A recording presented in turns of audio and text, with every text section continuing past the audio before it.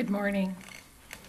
This morning's service, we are going to explore the mystery and wonder of the universe. Thank you, Karen, for starting us off with Starlight. Our speaker today is Summit member Alan McQuaide. Alan's interest in astronomy started when he took a class at San Diego State. On a rooftop observatory, the class spent the night looking at Saturn. That year, the rings were horizontal, so only a thin band was visible. This phenomenon occurs every 15 years. A Saturnian year length is 29.4 Earth years.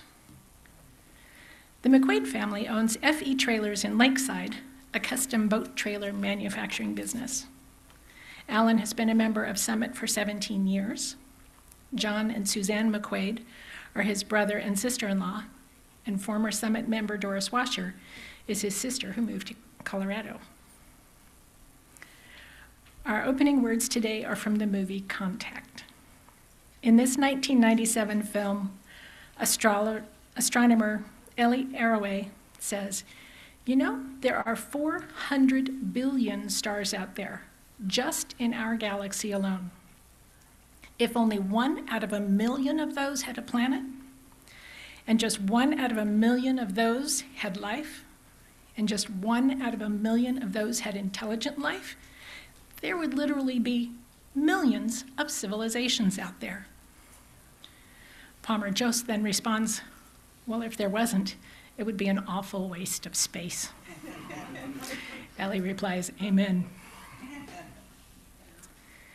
Welcome to our Sunday morning gathering of Summit Unitarian Universalist Fellowship.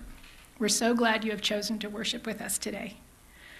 Whether you're here in the sanctuary or joining us on Zoom, welcome. Summit is a liberal religious community bound together by shared principles drawn from world religions, humanist teachings, nature and science, philosophy, and personal practices. We aspire to be a religion of love and inclusion. The mission of Summit is to commit ourselves to building a more compassionate, just, and sustainable world.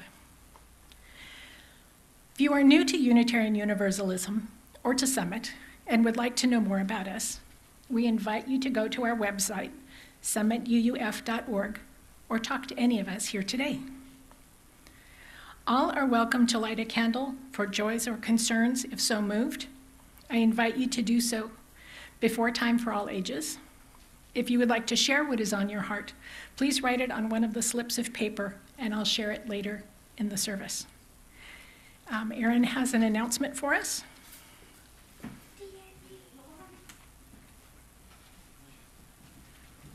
Good morning, happy Sunday. I'm Erin, I'm co-chair of Social Justice and Action Committee with Al. Today we have our social justice meeting at 12 in the library. It's also hybrid if you're at home. Social Justice and Action Committee, we do things around the community to help. Next Sunday, we are having a postcard writing party for You the Vote. We'll supply stamps, postcards. You supply the smiles and great energy. We are going to send out postcards to places where people maybe don't usually register to vote around the country, and there will be food and pizza and fun. So please join us next Sunday after the service. Are there any other announcements today? No. We stand upon land that carries the footsteps of many generations of Kumeyaay people, which stretches from the shores of the Pacific Ocean to Ensenada, east to the sand dunes of the Colorado River in Imperial Valley, and north to Warner Springs Valley. We acknowledge that this fellowship resides on unceded Kumeyaay land and honor the spirit and continuing presence of the Kumeyaay Nation. Will you help with the chalice lighting, Alan? Yes.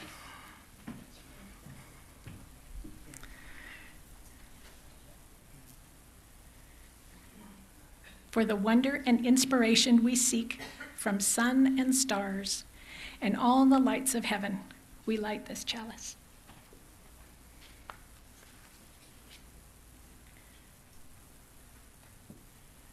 Thank you.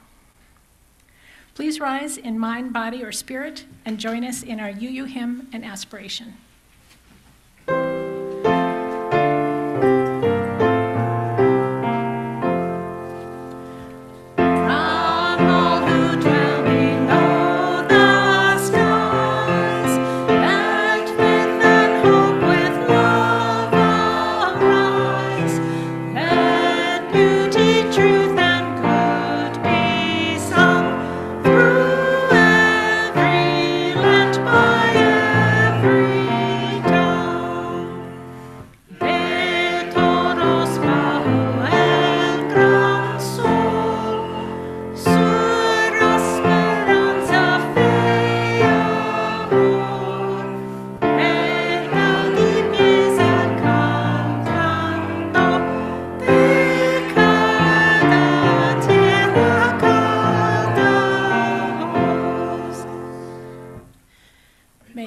be the spirit of this fellowship. May the quest for truth be its sacrament, and service be its prayer. To dwell together in peace, to seek knowledge and freedom, and to help one another in fellowship. This is our aspiration. Thank you. Our reading this morning is by J. Wolin. It's called Nourished. When I look up into the night sky, I am in awe of all that is. There, in a faraway galaxy, a star has died, yet it is still bright for my eyes to see and make a wish upon. When I walk in the ocean, I feel the waves rush across my feet, and I feel a certain peace in the world. I peer out to the endless horizon, knowing that these waves came from a place beyond where I can see. When I sit around a fire, I feel its warmth enter me without ever touching me, and I feel safe from the unknown. Wherever I am, I take a breath, and I know I am in the present moment. All of these wonders that move us and make us feel alive and make us dream and make us wonder, let us protect them so that my children, our children, everyone's children, my grandchildren, our grandchildren, everyone's grandchildren, for generation upon generation, will also have the chance to look beyond the horizon, marvel at the wonder of existence, and continue to be nourished by our home, the earth. Please rise in mind, or body, or spirit, and join us for singing Tiny Beginnings from the Songs of Grace.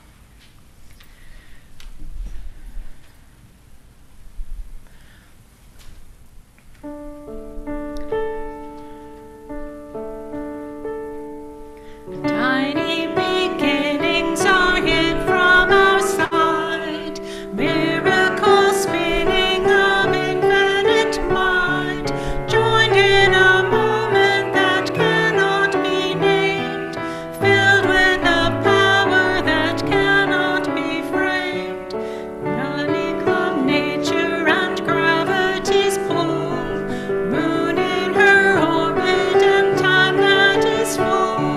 Nurturing, caring, protecting our earth, learning and laboring, bringing to birth, mother and daughter and father and son, brothers and sisters and lovers as one, building community, striving to find systems to live by and structures that bond.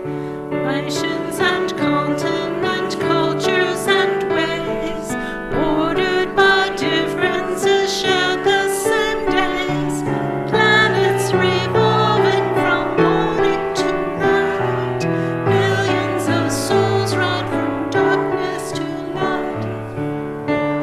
Elliptical circle the sun, yet in the nebula we are but one.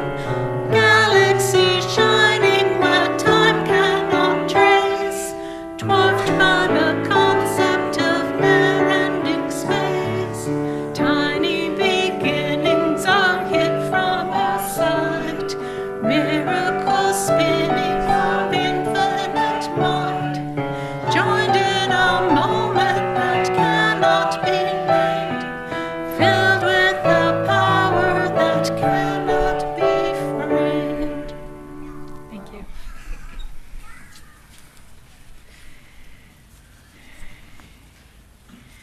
This morning we have a few joys and concerns to share. The first is from Erin. She says, I got a better and higher paying job offer with the Navy clinic as a psychologist. Yay! I am thinking of taking it as well as selling my house and moving. In San Diego. Okay, good. Nervous and excited. This past week, my Aunt Eleanor, who we always called Aunt Lolly, died at 99 years old. She was the last of that generation on both sides of my family. Jamie Cleland shares a concern for Doug and Sherry Cleland and all the people suffering from flood damage from Hurricane Debbie. Nancy DeWeese lights a candle of concern for Jenny Saar and Bruce. Mary has a joy, sort of. Mary is in a new brace, which is locked at 90 degrees, which the doctor will gradually expand over the next 6 weeks as she heals. If you're curious to see all the hardware, ask her to show you the x-ray. We know there are more joys and concerns in the room that have been shared aloud. Whether spoken or unspoken, we hold you in our hearts. Now I'd like to invite up Mary Carterville and Aaron Brown. We need some help. We need some young people to help us up here today. Got my mic there? There we go. I need some helpers. Need some helpers, young and old, young at heart, whoever's curious. Bring up your curiosity and your wonder. All right. So have any of you ever heard of SETI? No? Has anybody out there ever heard of SETI? Raise your hand. Oh, a couple people have. Do you know what SETI is, Riker? So SETI is the search for extraterrestrial intelligence. Can you click through, Chris? So it's trying to find intelligent life off of our own planet. So when I first met Aaron, he told me he looked for aliens for a living. It's a good opening. How about looking on Earth too for intelligence? We have dolphins, killer whales, Yeah. mice apparently. Okay, guys, let's listen. Good next. So humans have been thinking about searching for life for thousands of years, but have really only in the last couple hundred kind of looked at the stars looking. Originally, we used telescopes. On the top is Lick Observatory in This one right here? in San Jose. And then on the top right is Keck Observatory in Hawaii. I'm a little biased towards these because I work on them. So originally in the 19th century, people thought there were canals on Mars. So they theorized that there's potentially life there. And thanks, Rinsler.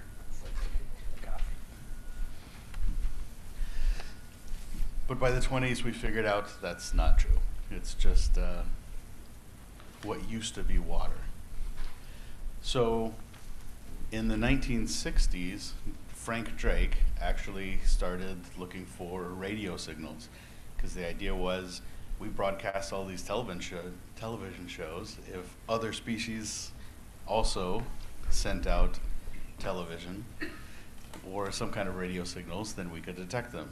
So the radio telescopes are on the left is the Very Large Array, and then, and I'm sure some of you have seen that in Contact, because that's what they used. And then on the right is Arecibo, and that movie was actually one of the James Bond movies. So these are both radio telescopes looking for radio signals. Then of course we've sent out tons of probes and rovers and landers, mostly to Mars, but we've also done flybys of other things like Titan and Io. So the first lander by the US is Viking 1 here on the left. It was the first successful lander on Mars. And then on the right, it's a bit small, but from the bottom around, what you got? Mars 3, which is actually a Russian one. Opportunity, Perseverance, Ingenuity, Curiosity, Spirit, Sojourner, and then the top left one is the Zhurong sent by China, and that was the last probe sent to Mars. Everything is inconclusive. But we've found water and potential building blocks for life on Mars, but they'll never say they found anything. So one of the big things I work on now is the way we communicate is through lasers. So if a civilization is slightly more advanced than us and on multiple planets in their own solar system, they'd use lasers to communicate instead of radio waves. And the idea is it would bounce off the atmosphere and go everywhere, and we could detect it. So down in the bottom left, that's actually at Lick Observatory, and it's 2 prototypes. And then the production telescope is on the right, and it's basically the fastest reading telescope. So the idea is to build a big array of these things and look everywhere all at once for potential light pulses. So we could potentially find intelligent life, in theory. So the other way that we actually look for life is back to the obstacle, and it's that top picture, and it's with spectroscopy. So that's kind of a new thing that all of the telescopes are using. They're looking at different places in the sky, and they take the light in and they split it up like a rainbow, and then they can tell what elements are there. So they can figure out if life could potentially be there or what's there. So, next slide. Next slide.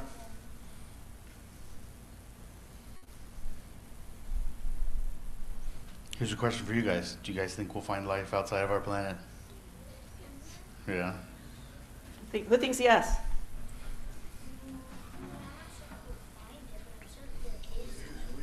Yes, the we is a good question too. So where do you guys think we'll find it? Far away? Think we'll find it far away? You don't think we'll find anything close? A different Earth, you said?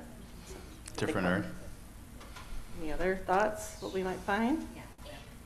So we're quickly moving away from the Goldilocks theory. Has anybody heard of the Goldilocks theory? So the Goldilocks theory is this: there's a band away from the sun, but close enough to the sun where an Earth-like planet could exist, where you could have an atmosphere and liquid water for life. But we're starting to figure out that's not necessarily true. Because like down at the bottom of the oceans, we found tons of life that survive on these thermal vents that we never thought life could exist. So now there's all these theories, like Titan, for instance, has tons of liquid methane oceans and rivers, and potentially there could be life there. Yeah. So there's potential for life everywhere. A lot. It's more resilient than we thought it was. Yeah, we always think it's going to look like us. Probably not. It may not even be carbon-based. Exactly. Now, do you guys think we'll find intelligent life? I think there is intelligent life out there, but the chance that we find it before we go extinct is slim. All right, one response was, I think there's intelligent life out there, but the chance we find it before we go extinct is slim. Let's hear it for Gen Alpha. Well, we haven't found it yet, so Yes. that's it. You don't think we'll go extinct, yes. It's all different things, so. Dinosaurs are. It's a big wonder, and it's a big curiosity, right? Nobody knows the answer. It's a mystery. Humans are surprisingly resilient, Yes. adaptable. Yes. So to know that there's people looking for new life here down the bottom of the ocean, and also people looking out there, because there's potential everywhere, right? So we just have to remember to be kind when we find new life. Intelligent life on a planet or off a planet? This Either. is looking interterrestrial, This right? is, yeah, outer space. Okay, then I think we won't find it, but I think there is intelligent life out there. Okay. The background is real, but the decorations aren't. Observant, very observant. So yes. Well, thank you guys for giving Aaron your attention, and you can ask him more questions after RE, unless you're coming back, because we're doing role-playing games in RE today. RPG, role-playing games, D&D type of stuff, for those of you that may not be familiar with that term.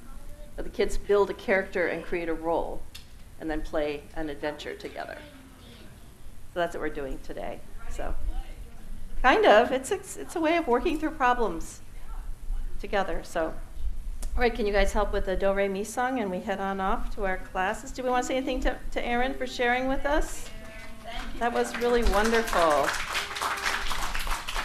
Wonderful, wonderful. Can I bring my Mickey? I would Yes. bring a Chihuahua. You can bring your chihuahua with you. Yeah.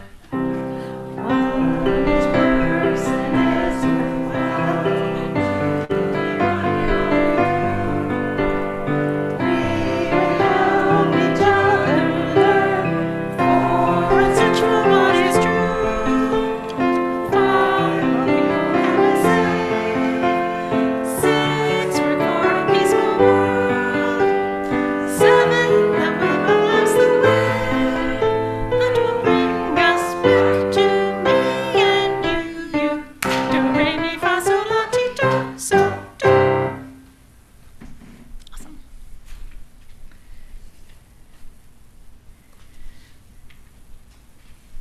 Chris, would you put up the other picture?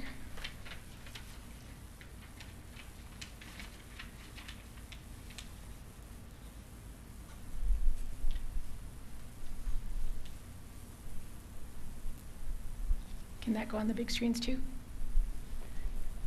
Yes, thank you.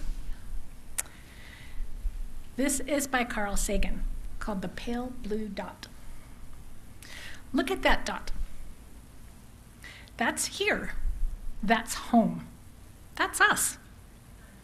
On it, everyone you love, everyone you know, everyone you've heard of, every human being who ever was, ever lived out their lives here. The aggregate of our joy and suffering, thousands of confident religions, ideologies, economic doctrines, every hunter and forager, every hero and coward, every creator and destroyer of civilization, every king and peasant, every young couple in love, every mother and father, hopeful child, inventor and explorer, every teacher of morals, every corrupt politician, every superstar and every supreme leader, every saint and sinner in the history of our species lived there on a mote of dust suspended in a sunbeam. The Earth is a very small stage in the vast cosmic arena.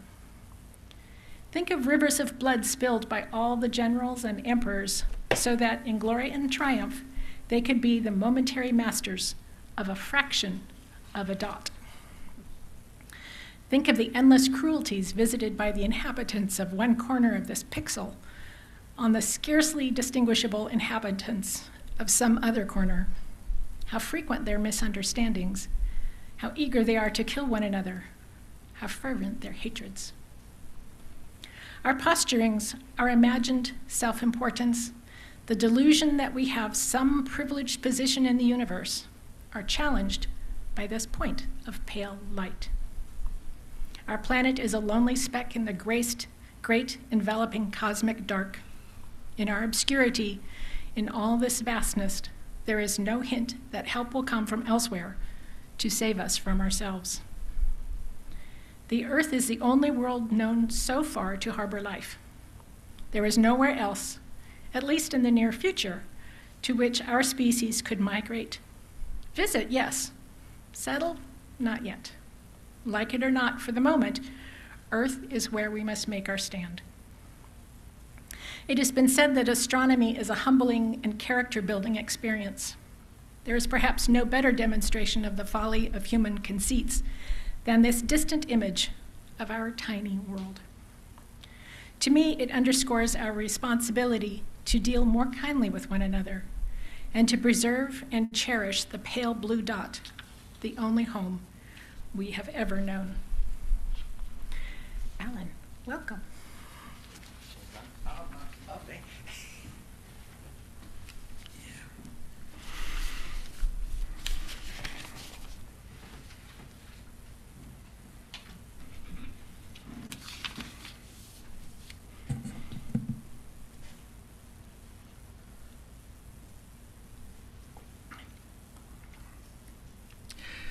Well, I'll be talking about my journey to become a visual astronomer.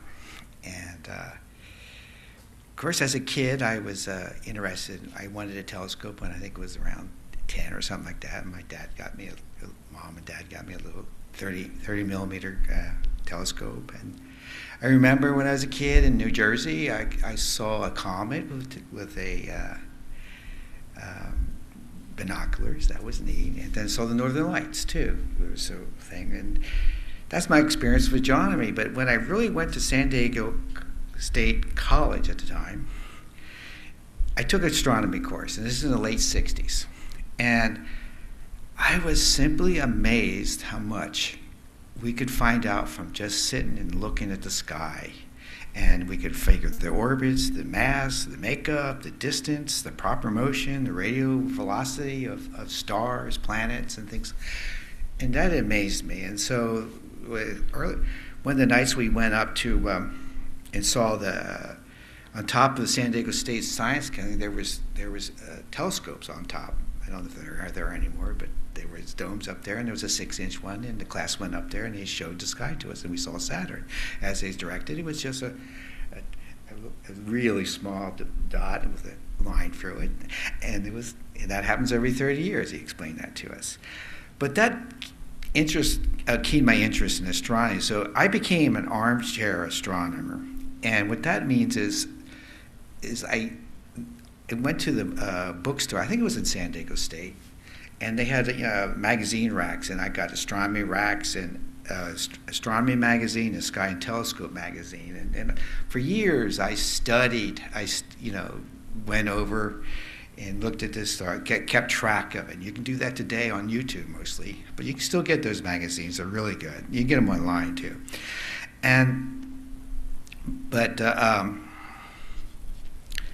So that lasted, this is the late 60s, that lasted until 2000 and 2003 came along, and Mars came closest to Earth. Well, I've been reading all those magazines all the years, but this really came close. It's like, it came as close as 56 million miles, and the next one's going to come is like 96 million miles. So it's quite. That's the one coming up in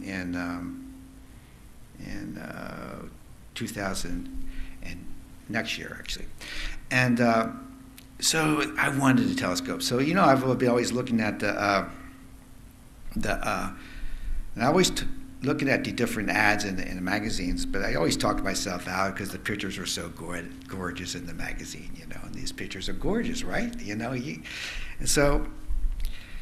But I decided to go buy the telescope I always wanted. It was a Celestron Schmidt-Cassegrain telescope, and I bought that, and I took it to home, and I looked at Mars, and this different thing. It struck me that seeing it for your own eyes, not a camera, was thrilling. It just was a different experience. It's seeing it. You can see pictures of birds or things, but you see them yourself. It's different. And it's the light coming through my telescope into my eye. It's the same light. And then at that time, my dad had died, and my mom, I was taking care of my mom, and she wanted to come out too, so that was fun. So she came out, she popped us. She didn't want to be left alone, but then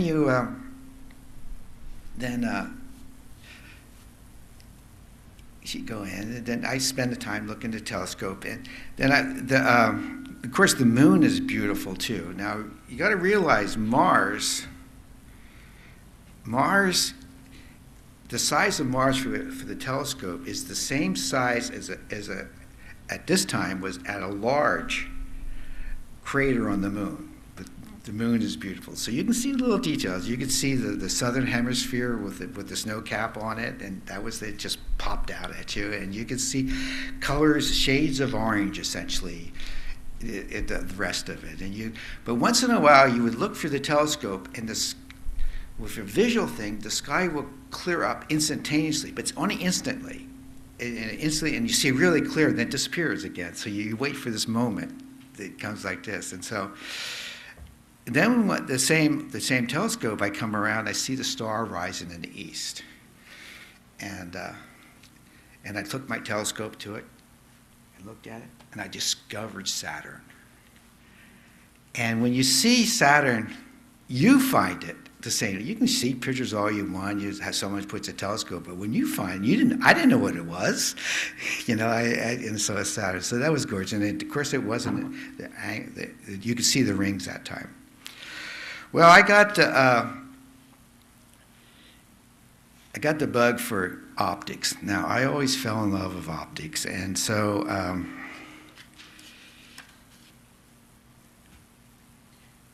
I bought another telescope, of course. And this one is basically the same sign. It's a Meade 7-inch Mac. It's actually Maxutov Cassegrain. I can never pronounce that right. It's Russian. But looking at that, I also bought a binder viewer, which is it splits the light and breaks it up and goes to both eyes. So you have 2 eyepieces. And you should get good eyepieces too, and I do. And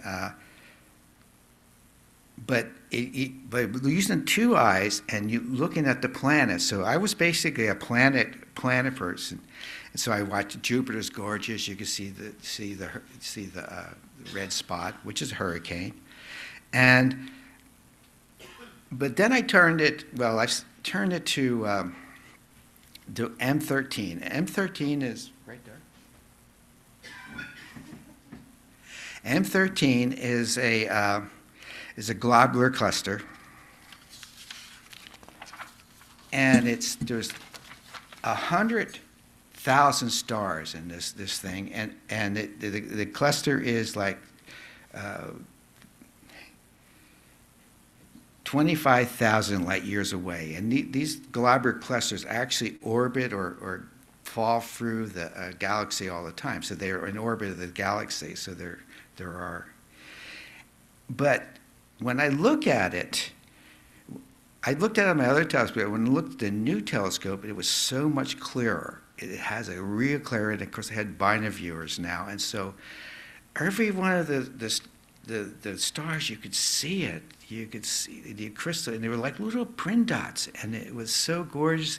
And it would interact. Your eyes would interact with the atmosphere and the thing, and it actually kind of looked like it was motion, like a propeller.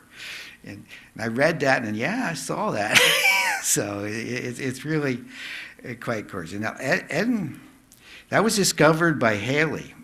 He discovered it. Edmund Halley. He discovered the one that, predicted the orbit of Halley's comet. And so, but when Charles Messier first saw it, his telescopes could not see the stars. It took him another 20 years for people to actually see the first stars in this thing. So telescopes get better. Of course, mine is pretty damn good. And so now, on a small telescope, then you can't see much color because it's on that thing. You just see your vision. You need more light, but on simple stars, you can actually see it. There's a double stars. There's in Cygnus. Beta Cygnus. Cygnus is the swan in the sky. It's a summer constellation. And it has a long neck. The stars go like this, and has the wings come down like this and start on the bottom. But at the very head of the star is Alberio. Okay. And it's Beta Cygnus. It is 220 light years away. No, it's 420 light years away. But this star is beautiful. One star is yellow and one star is blue. And so when you look through this, you can see it. Now, this star is called the Cub Scout star. So I show this to people when I have my star parties out there, and it's beautiful. Double stars are beautiful. And of course, my telescope was this double star. And so, but that star, we don't know if they orbit each other or they're just in line with each other. And Gaia telescope is trying to the Gaia telescope is a British thing measuring the stars there. So this is they're trying to figure out now if they're in line or they orbit each other. So they're trying to figure this out right now, but they don't know. So that's so this is ongoing stuff, but visually it's gorgeous. It's gorgeous. So of course I bought another telescope. Now this one is Obsession. This is the name of my company, the company I bought it. This is an 18-inch Dobsonian. It's made out of wood, has a beautiful mirror on it, and that's what my brother said. It looks like a piece of furniture. And that was John. And but this comes back to a big light bucket. Light buckets are really, that's what we call them, light buckets. The bigger your telescope, then you can see color. You can see color on this thing. And so, but one of the, but you can see more. The fainter stuff, you can see more. So Orion Nebula is up here. This is Orion Nebula. In the middle of it, and I think it looks like a mustache when you look far away. On my telescope, it's really gorgeous, and it's very close. It's only 1,500 light years away, so it's very close. It's the closest where stars are being born, and this picture is from Webb, and right now Webb has found, I don't know how many, but lots of planets that don't have stars. So it found these Jupiter-sized planets. And the theory was that they were thrown out in star formation. Well, some probably are. But the other ones, there's two of them. There's a lot of them. A lot of them are doubles. They're going around each other in orbits. And they don't know if they didn't develop by themselves. So there might be not just stars out there, tons and tons of rogue planets between the stars. I think they might be our stepping stones. But back to Orion. Orion is gorgeous, and it's really beautiful. It's in the constellation Orion. It's at the belt. And you can see it with a pair of binoculars. You can take a pair, you see the three stars in the belt, and you go down the sword, and at the bottom of the sword, you can see Orion down there. And Orion, I always show Orion. I never get tired of looking at Orion. It's inspirational, and then you can, the big telescope, you walk it around. And so, in the middle of Orion is the trapezium cluster. This is, I think that's right in the middle. That the brightest spot in the middle is trapezium, and there's a bunch of stars. And Galileo is the first one that spotted these stars, A, B, and C. There's 8 or 9 or 10 of them. I don't know how many they are. They keep finding. And they're huge. These are huge stars. These are 10 to 30 solar masses. These are all going to explode in supernovas, okay? And every one of those big bright stars are going to be a supernova someday. But Galileo, he's the first person to turn a telescope to the sky.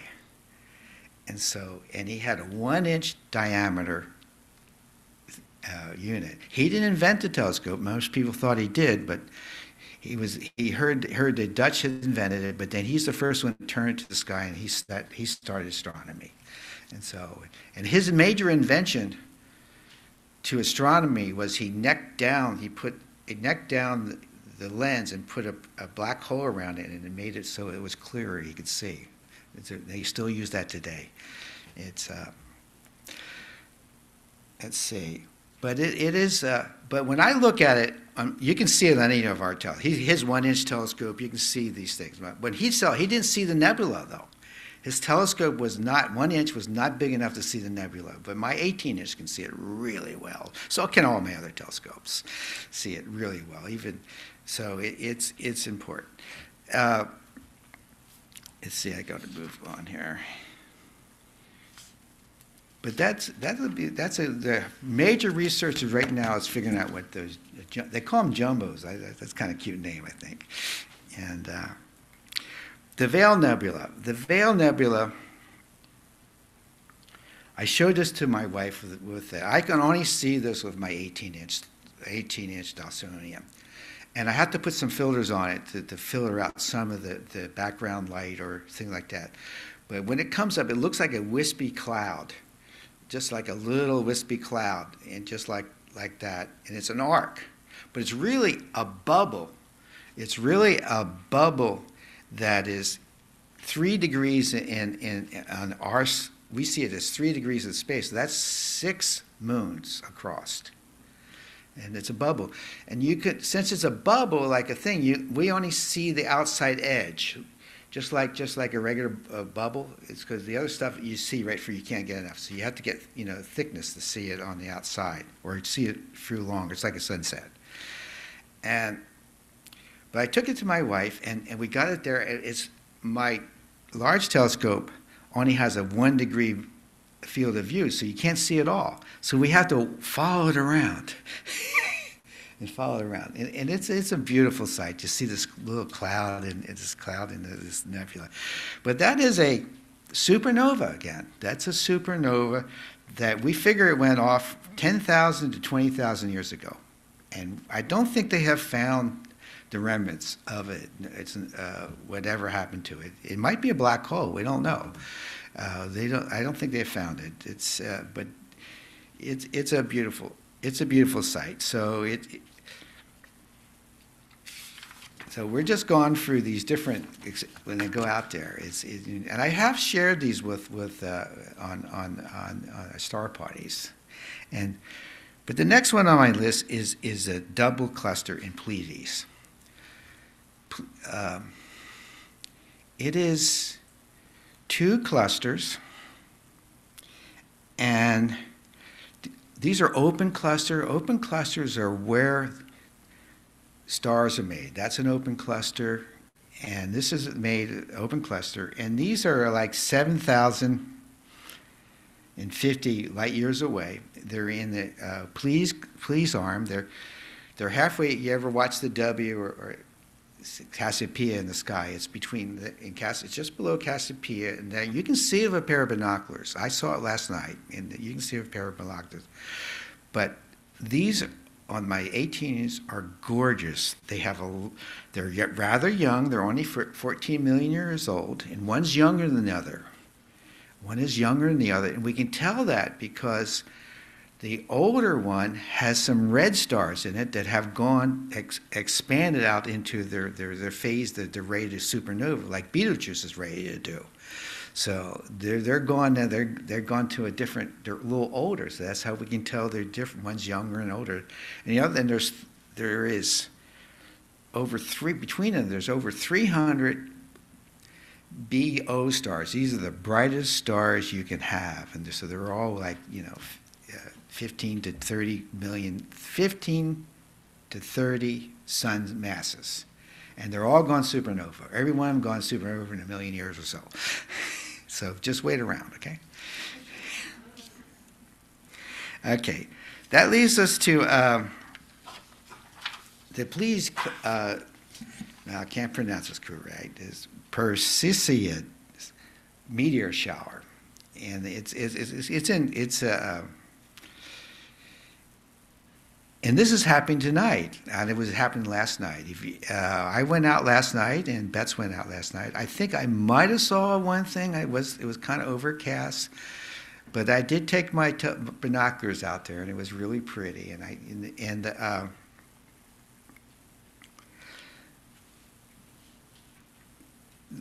These I experienced one time when I was, and I call this right now. I call this Allen's.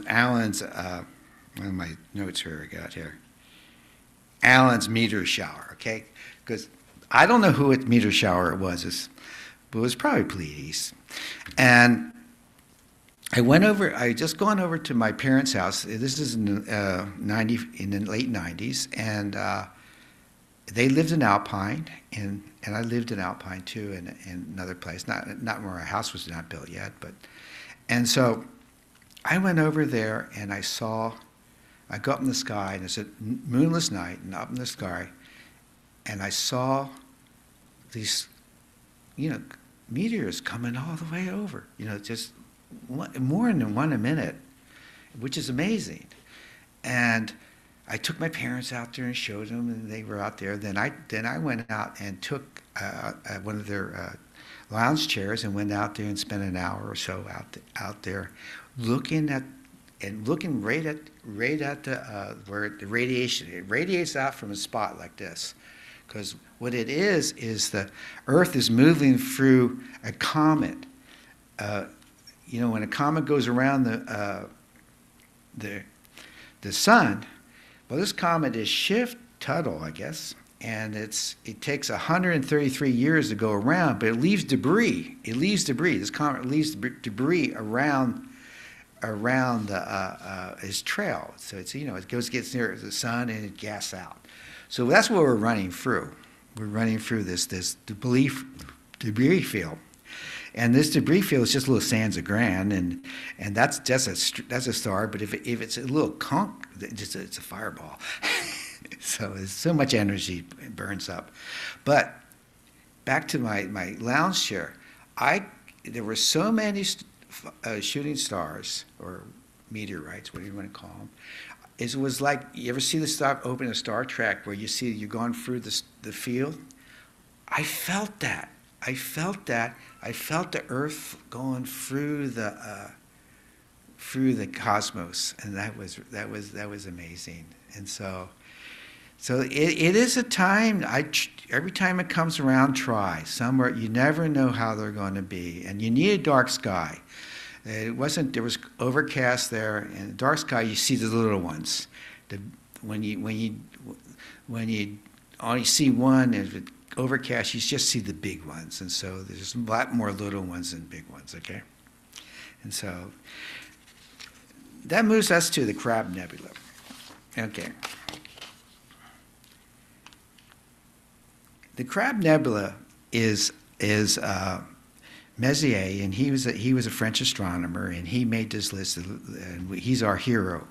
He's our great hero. We have he made 100. I think there's 110 sightings that we call the Messier's thing, and these are all the great hits of the sky. Okay, but he found it. He mistook. He saw the Crab Nebula, and the Crab Nebula is in Taurus. Taurus, the constellation Taurus. It's at the tip of the horns, of Taurus, and it's right near it anyway. It's not the star. And when I look through it on my large telescope, it just looks like a cloudy football. That's all I see. But so it's not as dynamic as stars and open clusters and planets and things like that. But he was looking for Halley's Comet, and Halley's Comet was coming around. This is one of the most important things in science. Newton had determined that the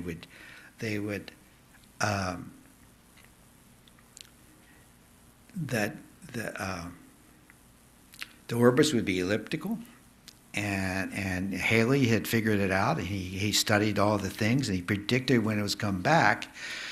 But the problem was they couldn't get a real precise prediction because it was coming back through Saturn and Jupiter, so Saturn was kind of ping-ponging it on the way back. So they had a year of gallon, but the people, the scientists at the time, kept narrowing it down, did all Newton's calculation. And he was looking for it, so I saw the Crab Nebula, and he thought he saw it. But next night, it was in the same spot.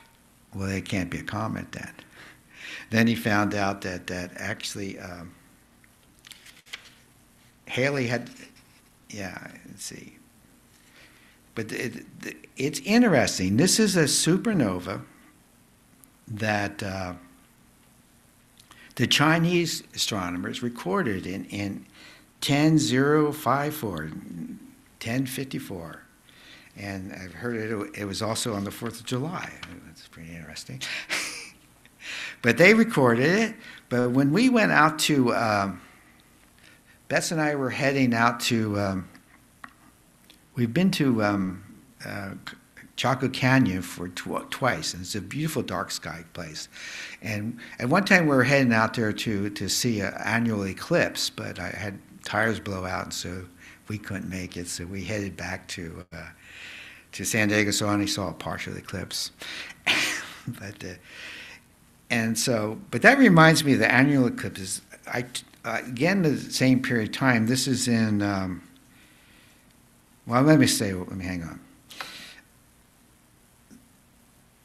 So Halley Comet is a supernova that is a pulsar right now, and exploded over 1,000 years ago. And so it exploded. It is approximately 19 miles in diameter. That's how big it is, and it's turning 30 times a second. It's spinning. It's a neutron star, and so. But when we were at Chaco Canyon, we saw hieroglyphs that the archaeologists think they have a picture of the moon, the crescent moon, and they have the star going over here, and they believe they recorded it. So they recorded it, and I believe that's true too. And so people have been looking at the sky for a long time. Okay, and so back to eclipses. This is part of the visual thing that I think it's beautiful to experience. Now, I took my parents, there was an annual eclipse in May 10th, 1994. They must have both been alive then. So I took them out, and Johnny and Suzanne were down living on the beach there, so they had a beautiful shot. So they thought they had the best. But I took my parents up on a ridge overlooking Loveland, and we could see right down in Point Loma, and we saw it set in there. I took some welding glasses out. I took the height out, so you can't look at it directly till it gets down to the sunset. And of course, my parents, that was a really experience. So this is this thing you can share with people. And the other, in Madres, Bets and our family from Seattle went to this Madres in Oregon in August 21st, 2017. And we spent a whole week, 5 days up there. So it was a real party. We're gone there. So that was a real experience. And when it happened, it was amazing. Everybody goes quiet. We were a little nervous because there were firefighters all around the smoky sky, but it turned out beautiful. Then we repeated that whole operation, and we went to Eagle Pass in Texas on April 8th, 2000, last year. No, this year. It was this year, 2002. And this was a different experience. We had the same family with us, and his new wife. But it was overcast. It was overcast.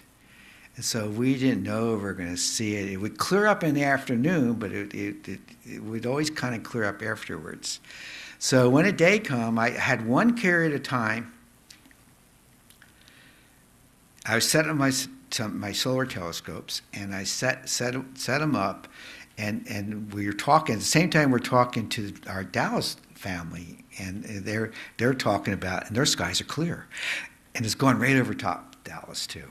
And so they saw it clearly, and we went down to the Eagle Pass because we thought it'd be clearer down there. So,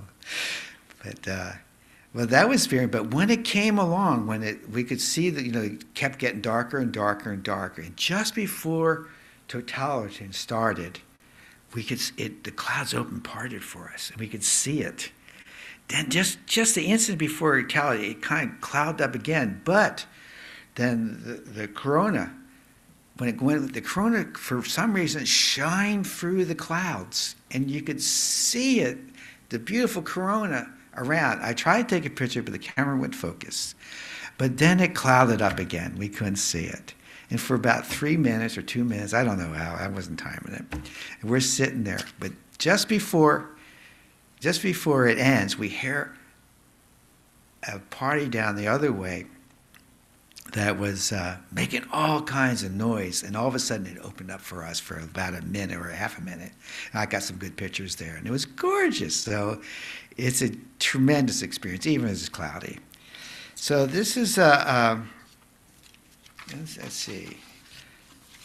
And so this is the end. So I'm going to let you know this is the last day of the dog days of summer, because the dog days of summer end on July 3rd to August 11th. So August 8th. So tomorrow is going to be great, guys. No more heat. No more heat. Okay.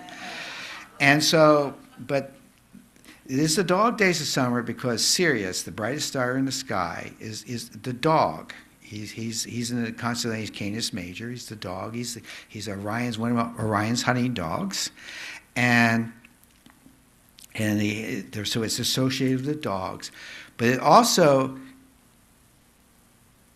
Sirius and the sun are very close together. They rise at the same time. So I've heard that the ancient magicians thought that it was that they're sharing their heat together, so that's why it's so hot. So that's just one story. They always think they add a story, but but it was also the sign of their new year, when it would just rise before the sun, because that's when the flood started in Egypt. So that was very important, and so we think differently. The Egyptians would think about, and I just thought of this, of importance. Stars were important, the sun was important, so they're of equal value, kind of. You see the pharaohs drawn bigger and things, so size was not a thing. It was importance was important. And so that's it. So it could be true, you know. It does give extra heat, so I agree with them. That's it. Thank you very much.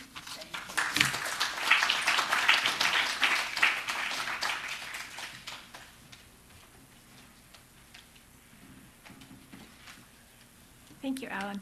So are these stars, Okay. are those the stars of Orion's belt? No, they're not. But they are beautiful there. You can, when you take any small telescope and look at it, you can see those three stars, and they're in line. I think they're trapezium. Come back up here. The trapezium is so close; it's hard to recognize on that. But if you take out all the background, but when on my telescope they shine so bright, and they actually look like a little trapezoid, and they're so close together, and they keep finding new ones over the years. You know, not anymore, I don't think, but they're finding planets around there. But no, but that's not it. No, they're there. I think they have names too. Thanks, Alan.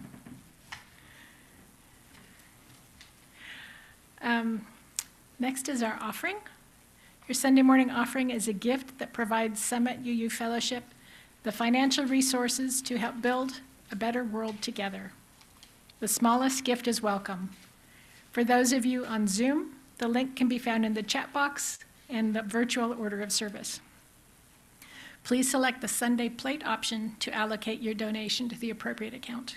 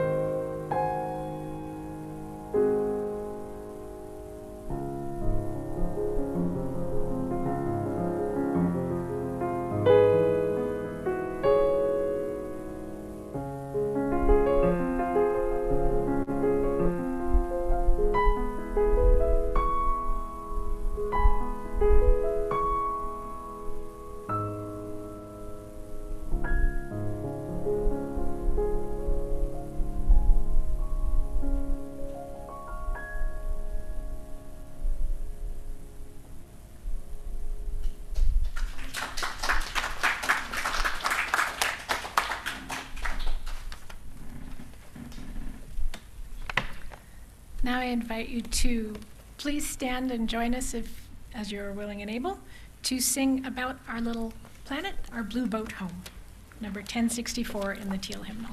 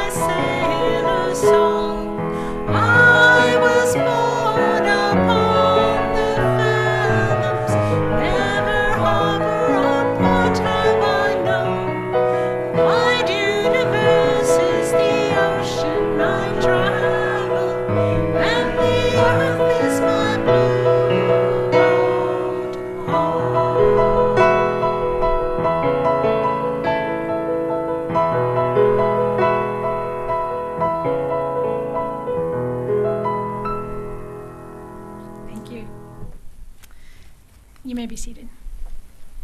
Thank you all for being here with us today. We will close our service by extinguishing the chalice, after which we will sing our closing circle song. Following a 5-minute break, you are invited to be seated for a few minutes of community discussion and then join us across the parking lot in the salon for refreshments and conversation. We extinguish this flame, but not the light of truth, the warmth of community, or the fire of commitment. These we carry in our hearts until we are together again. Please join us for the closing circle song.